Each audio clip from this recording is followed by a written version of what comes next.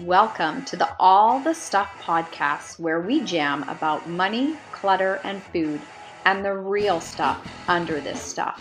Join me, Lisa Carpenter, your resident food coach, along with my co-hosts, money coach Jen Terrell and clutter coach Lisa Sharp, as we help you release what's weighing you down and heal your relationship with food, money, and clutter from the inside out.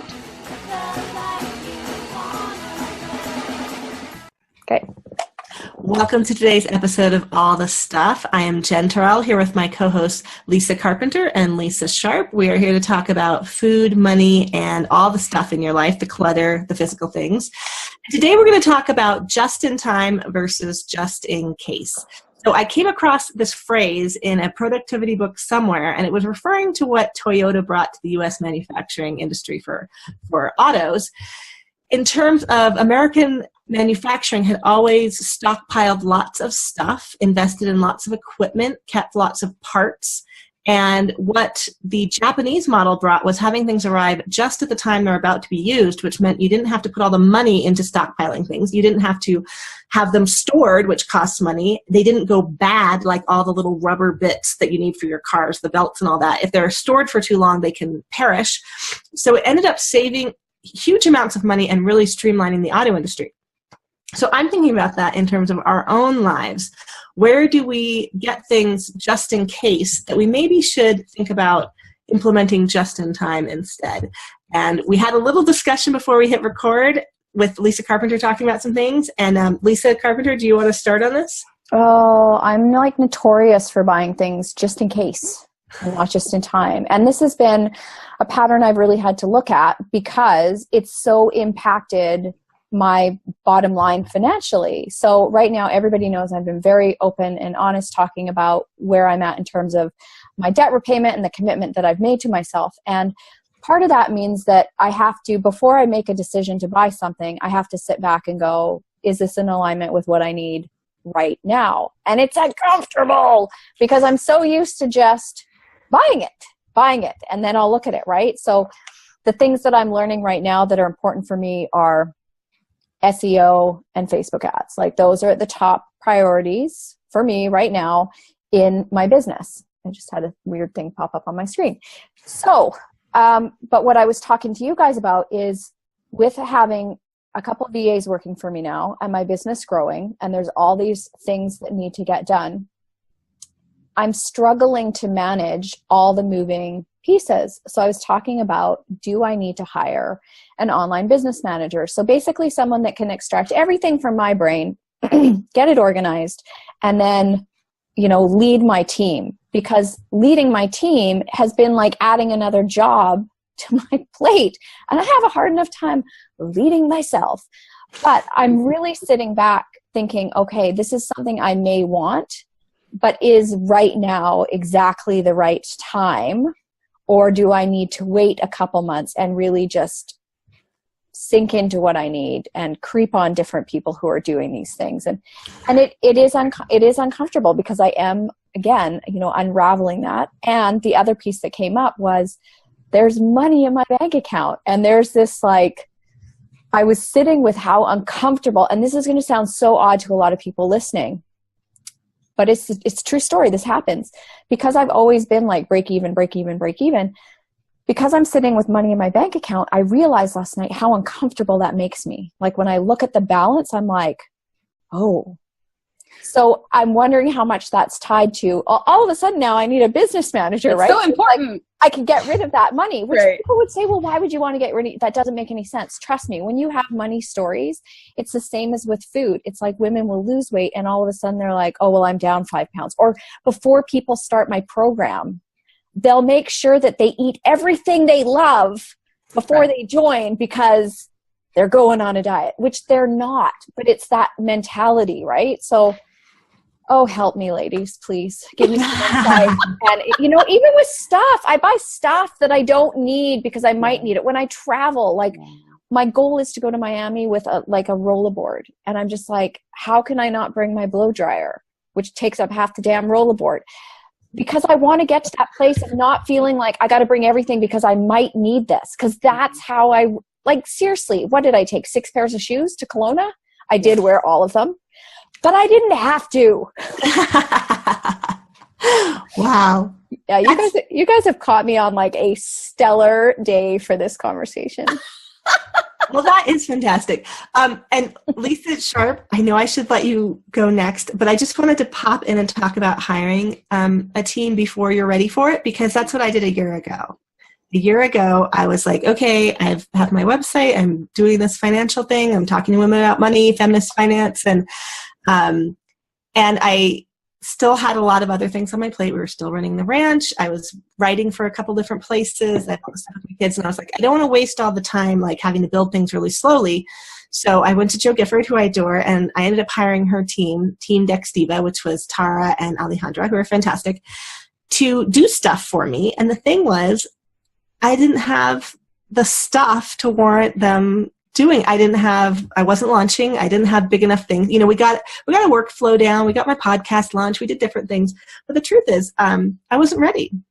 I wasn't ready for a team. I didn't have big enough things going on to have them doing them. And you have much bigger things going on than me, because you do actually run launches and run big programs. But it was my desire to kind of like skip ahead and be like, I'll just skip all this like early business stuff, and I just want to launch into, but I didn't even have a clear enough vision of what that was that they would be doing for me. So that's just a quick little point on hiring too soon. So now I'm streamlined back. I'm doing much less. I don't have a team. I just have a bit of help, and I'm figuring it all out again. Well, and Lisa knows this about me as well. In the past, I've had a tendency to, it's not that I don't want to do the work myself. It's that it's like, can somebody else do this for me and do it? Like, I don't trust in myself to do it myself or to learn, right? So again, it's kind of same. This is what kills me, right? It's the same stuff I talk to my clients about, keeping it real. It's the wishing somebody else could do it for me, right? If somebody would cook my meals, if somebody would grocery shop for me, if somebody would do all this stuff, then I would be a healthy weight, right? If somebody would just run all these pieces of my business, then my business would be at the place I want it to be at. But I've been trying to step over those important steps that I've needed to do myself. But the problem is in doing that now, it's coming back to, how do I trust myself to know when to take the next step, when it is now okay, right, to hire people to help me. So, some of my clients eventually will get to the place where they know all the bits. They know how to put all their food together. They've created what they wanted for themselves. Well, then it's okay for them to hire a service that is maybe going to deliver meals, because now they know how to modify it. Now they know how to make it work for themselves, right? They're not trying to skip over the important learning pieces. So, Lisa, I can just tell you, it's like you're ready to jump through the screen at me, which is so awesome. So have at her. I love this topic because there are so many different facets here to discuss. And I really am a big proponent of learning enough about any given thing that then you have the knowledge and the skill set to then pass it off to someone who can do it better than you.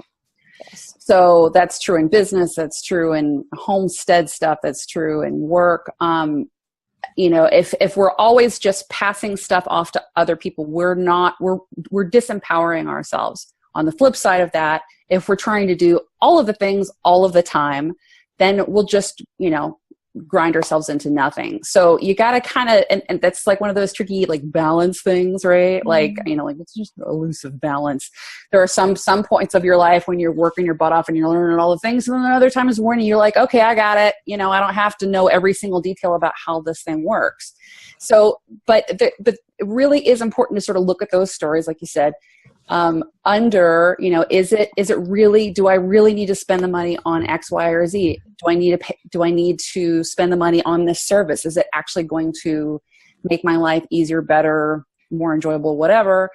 Do I need to actually buy this thing? Is it going to get me to where I want it to go? And so many of our purchases are aspirational, right? It's like, if I buy this, then it's going to fix my relationship, my weight, I hate my hair, there's like, it's going to fix my kid, right? If I just have like all the tools, then everything will magically be better.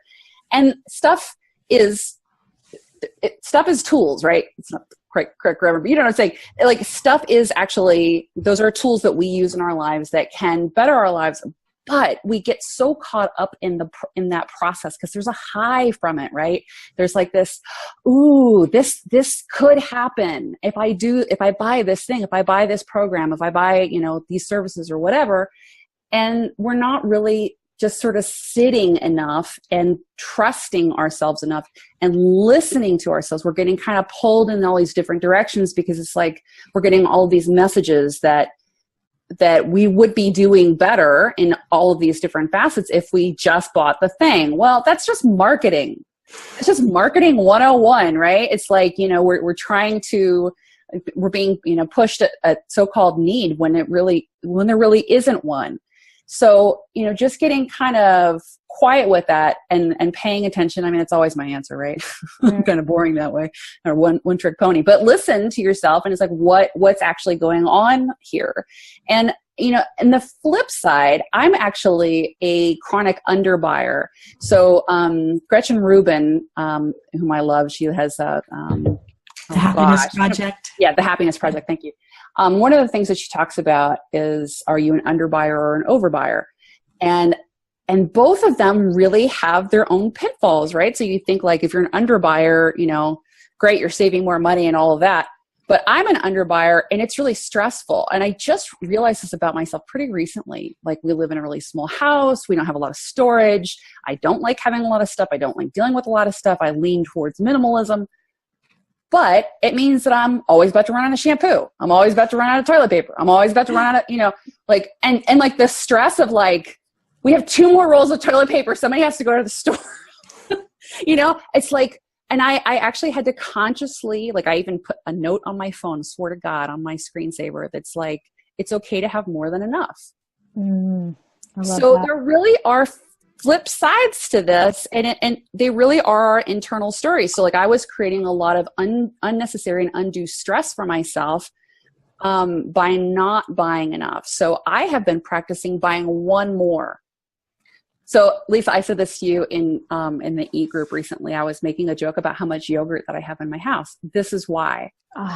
Like, I was joking because I had six big honking things of no-fat Greek yogurt because I eat it almost every single day. That's like my high-protein breakfast.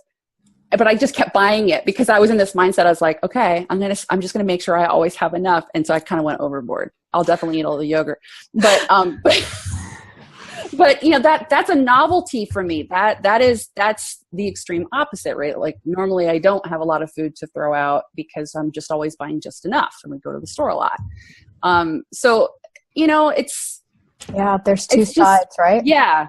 So and there's the time side too. Like, I just want to bring that in terms of hiring help or getting people to do things. Like, for me, when you were talking about learning Facebook ads and SEO, in my mind, that is, I don't feel drawn to learn those things myself. I feel okay paying somebody to go and, you know, SEO my website. Like, you know, go whatever that means. I don't even know exactly. I know it's search engine optimization, but in my mind, I'm like, okay, well, go do it and make it happen. And now my website's SEO'd, right? Like, so on the one hand, it's like for me to go and even learn exactly what it means to do it and then figure out the steps and then do it. I guess to this point, I haven't felt like doing it.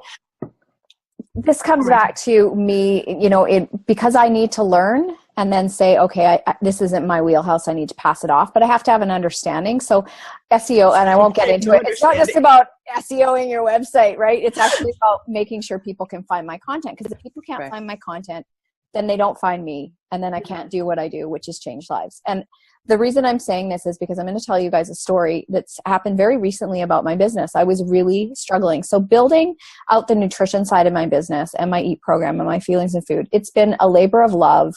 And many times I've been feeling like I've been crawling under barbed wire in a section of the Tough Mudder that is like never going to end. It's been challenging.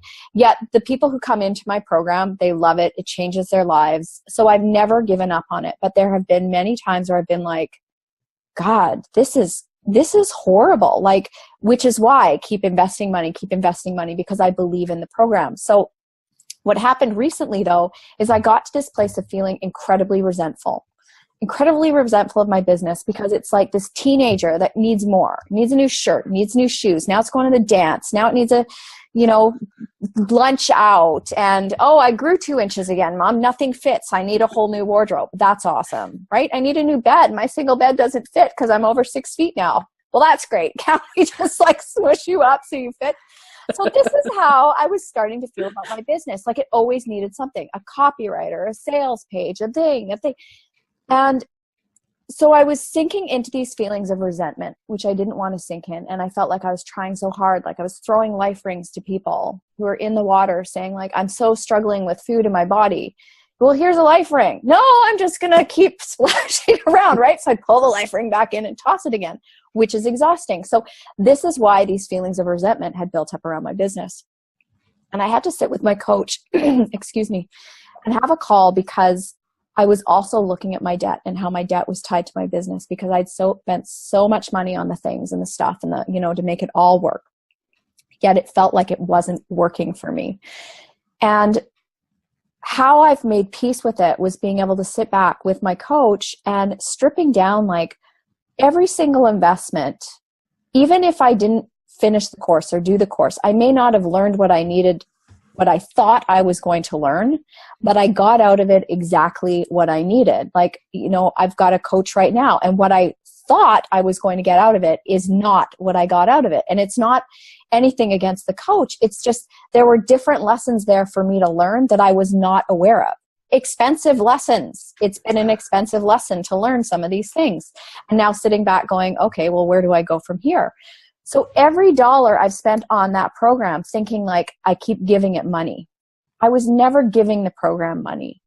All those investments were investments in myself. They helped me grow. They were gifts to me. So by reframing it, I've been able to make peace with the debt. I've been able to make peace with my repayments. And now it's moving forward. It's not looking at what does the business need. It's looking at what do I need? And do I need this need filled or satisfied right now in this moment? Or can I pause, right? This is why growing my team is such a, okay, sit back and pause, because I no longer look at it as the business needs this. It's what do I need? Because my program now does not get endless resources. It gets now, so this is interesting, it gets back what it earns. So when new people come into the program, that money gets reinvested back into it to help it grow so I can grow my message, but it no longer gets all of me. So that's helped me like reframe my relationship with money, my spending, my business, because I had created a codependent relationship with my business and I didn't even see that that's what was going on. So now I've drawn very hard boundaries around it. But when we draw new boundaries with anything, whether it's in a real relationship with a person or with a business or whatever, it's uncomfortable changing those behaviors. So I kind of feel like I'm back at square one where I was when I started changing everything that was going on in my life. So that's kind of where I'm at these days. So now I no longer feel resentful for my business. I'm like super pumped to pay down my debt. But now I'm like scared to spend money because I'm like, I'm not ready. Right? And this is why the discomfort of hanging on to the money, because codependent relationship is all about giving, martyr, victim, blah, blah, blah. And now I've taken my power back. Mm-hmm. And this is why there's so much discomfort, right? So it goes so deep, and it's been very cool to peel back those layers. But now I'm in the uncomfortable stage of, oh, this is new. So you're never back at square one. Remember? No, that's right. You can't. Very you can't different go square. backwards. Yeah, you can't go backwards. It's where do I go? Where do I go from here? So, and I also couldn't help thinking about in the latte factor episode or the latte effect episode, how you were talking about you don't junk spend on yourself, but you would junk spend on your business, and that was a couple months ago. It's hard for me to keep track of when we record versus when things go out. But I remember in that episode you saying that you'll buy this program or this tool or this that, and now you're changing that. So it's kind of interesting as you discuss your business across these episodes where we're seeing the changes that you're making in them, as well as Lisa Sharp and I both talked about lots of our food stuff that we've done with you. But it's interesting watching the relationship with the business grow. Yeah, and I would like to just note here that all of us do this in different areas of our lives in terms of spending, right? Because some things are very easy to justify, right? Mm-hmm. Like, I can spend this money on my kids, education. I can spend these on my kids' clothes. I can spend this money on my house. I can spend this money on the car, whatever it is, my business. So it's really about, do we actually really need to be spending that money? And is it just more about getting that hit, that adrenaline hit, that endorphin hit of purchasing something, and that we're able to justify it because, it's new jeans for my kid. It's a new, we're going to have Thanksgiving dinner, so we need new dishes, or whatever the thing is, right? Like, you can justify just about anything, really. And so we can tend to sort of, like, if we shift out of doing it in one area of our life, be careful of not just putting it somewhere else, because the behavior is the same. That's right. But it just looks a little different. Like, we're just sort of putting a little lipstick on the pig. Like, yeah, it's completely different now. Like, not really. No. Yeah. And it's humbling when you realize that pattern has just moved, and it was right in front of my eyes, but I didn't see it. Right. And it's not that I was unwilling to see it. I was unable to see it until it was time for me to see it. And a lot of people beat themselves up because they don't recognize these patterns and why I should have known better, right? We can get into that place of shaming ourselves and all that kind of stuff. But the truth is we learn things about ourselves when we're ready to learn things. So I love this topic of, what was it, like, needing it now versus wanting it now, or having it now versus what was the phrase? Just in time instead of just in case. Just in time instead of just in case, right? To be shifting into that place. And Lisa and I are such, you're the underspender, I'm the overspender. Neither of us are further ahead because of it, right? They both come with their own separate stuff. Yeah. Jen, I think you've been an underspender and an overspender at times. You kind of straddle both sides. Yeah. I've definitely had moments of doing both. My kids is one place where I've definitely, when medical things came up, it was like, let's fly them to a specialist. Let's fly somebody in. Let's figure it out. Like, let's go. And like I was saying with my business, wanting to skip over some of those early, connection building, list building, tribe finding steps by hiring a team to get my content out there and do all this stuff. That was not, at that moment, my business wasn't making enough to justify hiring a team of people. But I was like, well, I'll invest it now so that I can skip over all that and just keep going, and then jump on the gravy train from there, right? Yep. Right. But it wasn't like super ridiculously frivolous. It was, I got structures set up. I have podcasts. I reach lots of people now, but I didn't have the income from clients at that moment to justify every single month doing that. So, yes, that's. I have a question for you, Jen. I have a question for you. How do you? So this is something I'm stepping into. How do you make the decision to invest in things? How do I put this? Like, I've committed to paying down my debt, so I know how much money that is. I've committed to paying myself, so that's new for me as well. Like, money actually moves into and then, all of that stuff gets paid. How do you make the decision about when to kind of take that leap and spend, not necessarily knowing the ROI, but knowing there will be an ROI versus waiting? Because now it's kind of like, well, if I wait, is the money ever going to really be there? Like, once I pay my debt and put into savings, how do I make room for those things that I want to buy that don't necessarily totally fit in the budget without actually going into debt to get them? Well, there are a few ways to do that. So before the 1960s, America was not a huge debtor nation. That was really when credit card companies started coming out, and through the 70s it kind of blossomed. The 80s we had the all of those. Well, this is in the U.S. anyways. We had all of those savings and loan scandals. Do you remember that, Lisa? The savings and loan scandals, stuff like that. So, the history of debt in our country is really interesting to look at, because before the 60s there really wasn't much consumer debt. After World War II is really when they started doing the 30-year mortgage. Before that, if you wanted a house, you bought a house, you paid in cash for a house, or you rented. So just looking at the the difference between what our grandparents and great-grandparents were able to experience in their lifetime. It was really very finite based on the money that they had and that they saved and that they could buy.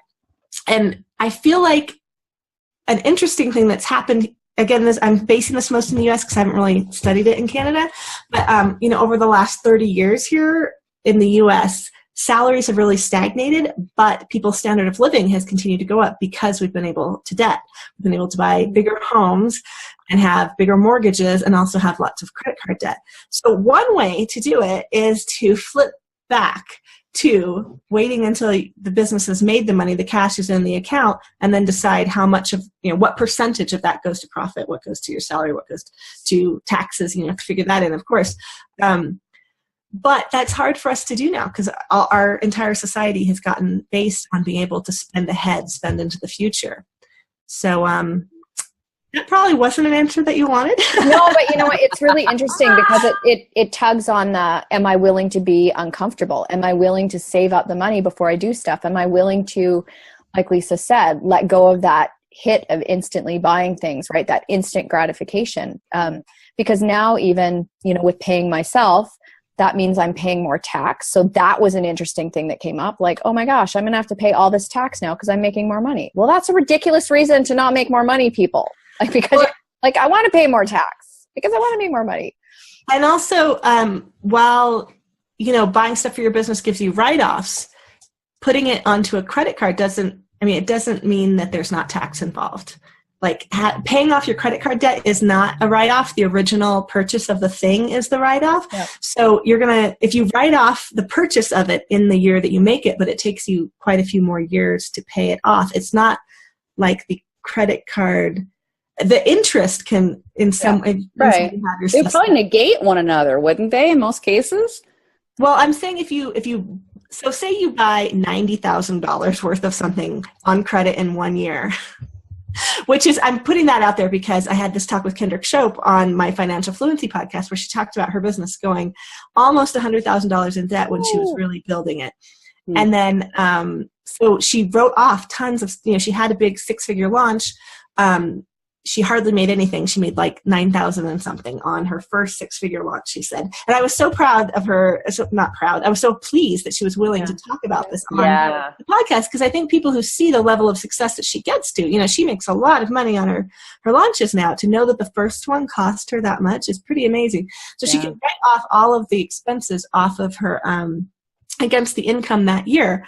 But she put a lot of it on cards. So it's not like it was all of that cash was gone. She still had cash. She was still building her business. You're kind of like what you're talking about, Lisa, right now with cash in the bank right now, but there is debt that's going against. Yeah. So the debt continues to be a drain on the income. That's right. That income, like paying off the debt, is not a write-off because if you wrote off the original, it depends, unless you do a depreciation schedule, like sometimes for assets you do. But if you buy a course, if you buy tools, if you're paying a team, that's happening immediately now and you write that off now, but you still have to pay off that debt for however long it takes you, a couple of years it can be a drain on the income and you're still paying taxes on the full income that comes in because you already wrote it off in another year. Do you know what I mean? So it can get tricky, and I think that debt in businesses is one of the things that pulls a lot of businesses down, especially if you get into a situation where something unexpected happens or you weren't setting enough aside for taxes and now you have to pay back taxes. So I do think the sooner you can pay off the debt, the better. However, I do know, watching your business, and again, you're doing it in a very different way than I've ever done any business because I've always bootstrapped except for hiring a team. That was kind of my extravagance. And I have hired a couple coaches here and there. And I'm not doing it right now, mainly because I'm kind of stepping back. Now that I'm getting rid of the income from our ranch, I'm having to really look at all of our other income streams and figure out the best way to balance them. And I'm also a little, honestly, I'm kind of unconfident in a lot of ways on doing big launches. I question my ability to bring that back in. So I tend to not do big investments towards business things anymore because I'm like, well, I've got some income coming in. That's good. Yeah. So But again, it is this desire to kind of leapfrog, and we see other people doing it. We see people within the entrepreneurial world, especially the groups that the three of us are in. Some people go, there are all these stories of like, I went from living at my parents' house to making $500,000 next year, or I went from welfare to making $1 million. Yeah, so true. But I do think they're very much the exceptions, and that there are a lot of everyone else, all the rest of us are in between that and it not working at all. So we kind of figure out where we're at and how successful we're being and how to measure what's working and what's not in our business. What was really interesting for me with this past coach that I worked with, and I was really proud of this, and Lisa knows this as well, is I was actually able to pay her every month without adding to my debt. Like I paid in cash, right? That's good. In virtual cash. PayPal, it's like pretend money, which is a problem for me as well, right? Because you don't feel it when it's going in and out. But what that made me realize is this is how much I'm paying to this coach every month. I can actually pay that onto my debt. And that almost the exact payment onto my debt means that my debt is cleared in 2 years, probably under 2 years, right? Because I'm using the whole snowball effect, right? Paying off the highest one. Yeah. I haven't, so a lot of books say to cut up your credit card. I can't do that. I still need a credit card for business, but every month, whatever I've charged on that card, I've made a commitment to myself that I have to pay it. So whatever the business expenses total, that has to get paid. And that's in excess of what I've committed to paying to get the debt paid off. And then of course, put my money away for my taxes and all that other stuff. So it's very interesting to watch the evolution that I've gone through with my relationship with money as for doing a bigger launch, because I just came off of a launch, and it was considering I didn't really try, and I don't want to be flippant about that, but it was just very easy for me. I'm actually pretty confident that if I had a team in place and had the strategy in place, that I would actually do very, very well. But I'm not prepared to spend $100,000 to make 9. Like that's not okay with me. So that's where the decision around how much do I spend? How much do I invest? Mm-hmm. Well, and Kendrick, now ROI. It's very different. She was saying that was setting up the membership site, setting up the website. She was building a lot of things in that sense she's used again and again. But yeah, and I think she said it was something like 25 or 30,000 to Facebook ads. Woo! I know. A lot. So it was like, yeah, but I guess from then on, she has lots of reach and retargeting. I mean, again, Facebook ads is another one of those things where I did actually buy a course a couple years ago. It's obsolete, outdated. I know. Just throw that away. Declutter. Well, I guess it was the beginning of 2015, so it will soon be 2 years ago. It was Phoebe's course. I don't know if you guys remember her Kick Ads course or something, because I assumed I was going to be launching that next summer. And I mean, what I've learned about myself in the course of not launching is that I don't know that I have the stomach for it. But we'll see. I mean, now that I'm kind of narrowing down what I'm doing otherwise, but yeah, I think people can spend a ton of money on these certain things that do have certain amount of ROI. I mean, again, with Facebook ads, they change algorithms. I don't know. Like, I don't know that putting $20,000 into Facebook ads will definitely result in $50,000 of sales. I mean, there's so many factors that it depends on. So it's challenging because I don't always want to wait and save my money before I buy things, because sometimes in the past when I haven't had the money, but I've found the money, right? Like I've decided to make the investment and the money showed up and I've gotten what I wanted out of it. So that's kind of what I wrestle with. How about you, Lisa? Any thoughts on that? Spending money is not the same thing as taking action. Yes. So a lot of us spend money thinking that's the first step, and then that's the only step. Yeah. So this is true in business and in personal lives. I see this a lot with my clients, where it's like, I'm going to, like I said before, it's aspirational, right? This will get me where I want to go. But the fact is that just whipping out your credit card or your debit card or even your cold hard cash in your wallet that's not enough. You have to do the work. So, I see this a lot with entrepreneurs that feel like, we're behind the 8 ball, that we, if we just bought this one thing, that it would get our business to wherever we want it to be. And that's marketing. Persuasive copy. Right? Just marketing. Yeah. And that's not to say that like we're going to do another episode on support systems because I think this is so important. So again, it's that sort of balance, like how much is support and how much is sort of enabling this habit of looking outward for answers that I actually have, or that I'm not trusting myself enough in what I'm doing, and I'm, paying other people to basically teach me the thing I already know. And sometimes in life we just have to do that, and that's okay. But when you notice that as a pattern, if you look behind you and there's just, it's your past year is littered with courses you never touched and coaches that you barely talk to, or whatever that thing is, then you really do have to look at what is the pattern in our own life. Yeah. So, and that's, you can do the same thing with weight loss, for instance. Yeah. So, it's like, okay, well, joining Jenny Craig, you can pull out your credit card and sign up for a year's worth of Jenny Craig, but how is that actually going to get you further to where you want to be going? Yeah. And you still have to do stuff. It's not, and even in Jenny Craig, I mean, they're like giving it to you, but you still have to do it, right? Yeah. So I think, just putting that pause on that junk spending, as Jen and I have talked about many times before, that putting in that pause before you make that financial investment, even if it's the really small stuff, because I got to tell you that small stuff, that's where it goes. Can add up, right? Yeah, the $27 purchases. Mm-hmm. It's interesting though, right? Because one of the big investments that I had to make in myself was the coaching that I had to do when everything went down with my hubby and he went off to rehab. And that coaching, that like life coaching stuff, and the coaching that I do with a lot of my one-to-one clients outside of my EAT program, that's not an ROI of like, here's your thing. You got the thing. Like there's no, when we talk about doing the work, it's very, very different. So that's where, and personally, I think that those investments in coaches that are actually going to help you move past your stuff and see like these layers, right? Like the layers I've had to discover in myself, that had to come through working with a coach. That took an investment in order to peel back those layers. So it still comes back to though, how do you decide?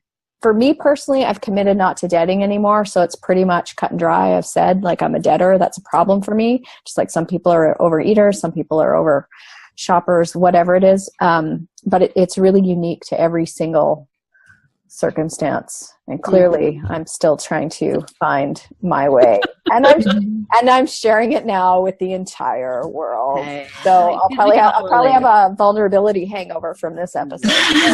Well, and I do want to totally agree with you that there are a lot of things where there's no hard cut and dry, hard ROI that are completely worth going through. Like there are a lot of experiences in life that cost money, and afterwards something's different, but you can't point to it like conversion rates. I do think there's some things with businesses where you can look at, you really can look at how much money is coming in doing what you're doing. And then you can look at if we could get this conversion, like what conversions are we actually getting? How many people are we reaching through this method, through that method, through that method? And sometimes just having someone come in, I'm actually talking to Nikki Stokes about, she has a company called Measure What Works, because I was looking at like listens, views, podcast reach, all of that stuff. And I'm like, I can't get everything onto Google Analytics, so I don't know where everyone's coming from and how it works. So I am going to talk to her about just how do we set up a dashboard for me so I can see what of my efforts are working better. And I think doing things like that is totally worthwhile, to find a way to measure things so so you can anticipate, like,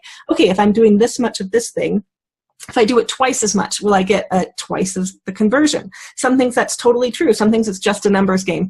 But so much of life is not a numbers game, and we can't exactly measure it. So like having an OBM, we were talking about you hiring more of a team, that you can count on online business manager for people who don't know, to manage a team of VAs. Like you can't anticipate that you will be able to just talk to one person instead of repeating everything to different people. You can look at how much of your time it will free up. What you don't know is if they're excellent, if they are so much better at it than you are, it might cost a fraction of the time you could be spending with somebody else.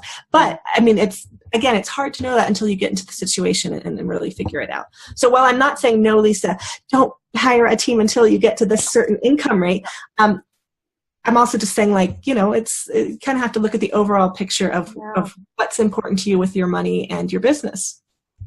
Yeah, that's what it comes down to, right? Again, it's that tuning in and listening. What does your gut brain say, right? Now that we know the brain in our gut. My gut brain says that yes, but not yet. Right? Like my gut brain says closer to the end of the year, early new year. But it really, again, is going to depend on when is it that I want to do that? When is it that I want to do this launch, and do I want extra help with it? Which I do, because I only launch in the spring and the fall. And I know what I want for this next launch in terms of what I'm capable of. So there's a real, and again, it's been over a year since that launch that really kind of took me out. So there's kind of okay, this is like a redemption. Like, how much have I learned? And I'm not afraid of it anymore. And that's a big thing for me. So it's really about me saying, okay, let's do this in a different way. Again, how do I want to feel? How can I be supported? Because I felt a little bit abandoned in my last launch. And that's part of why I'm stalling on hiring somebody, because I felt a little bit abandoned. It's always about the stuff under the stuff, 100% of the time. Well, it's also possible to hire a launch team for a launch and not have it be a long-term relationship. Like, you don't have to hire an OBM for your whole business. There are people who like see you through a launch. Yeah. So you could come in just in time instead of just in case. And I think we can wrap on my business mantra. I've said it before on the podcast. I'll say it again. It's all learning. It's all learning. It's all learning. I'm an awesome learner. Otherwise, it's all learning. You've learned something. You weren't who you were yesterday. You won't be the same person tomorrow. It's all learning. It doesn't, there's no judgment in that. So just take what you want and move forward. Yeah. Can't get it right. Can't get it wrong. Can't get it wrong. Great way to end. Yeah. Okay. Why don't we wrap it there? Okay, so if you're listening on iTunes, we would love it if you would subscribe, rate, and review. This helps us get noticed by other people, which is really, really important, so we can spread our message, because, gosh, you guys, we almost have like 3,000 downloads, which is insane. So people are actually picking up what we're putting down. And I'd love for us to hit the new and noteworthy. So that will happen the more people who rate and review the podcast. So please head over there and do that. And if you're watching on YouTube, watching the video, which I love to do, especially with there being two Lisas in the conversation, please subscribe to our YouTube channel and leave a comment below the video. Let us know what you think of this video, and let us know what you want to see on future episodes. By all means, share it, people. Share it. Share the love. Share it with friends. Share it on social media.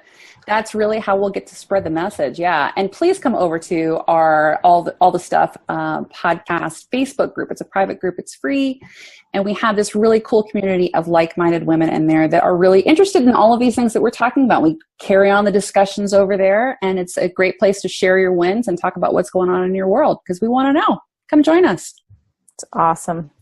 All right. Thanks, ladies. And I will see you all on the next episode. Bye.